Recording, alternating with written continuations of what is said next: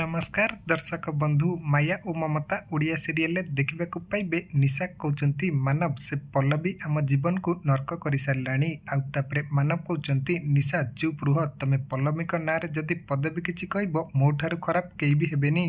मानव पाखु एमती कथा शुणा पर निशा कहते मानव तमर पल्लवी प्रति एत दर्द केबेठारु हेलानी तमे पल्लवी विरुद्ध रे कथा शुणु शुणु तम देहरे पूरा निया लग जाउची सतरे कण तमर पल्लवी सहित किसी संपर्क अछि कि सेही समय रे रिमझिम आसुचंती आउ कहउचंती निशा तमे जानिन कि पल्लवी पेटरे बडुतिबा पिला हेउची मानवकर रिमझिम पाखु एमती कथा शुणा पर निशा पूरापूरी आश्चर्य हो जाउचंती।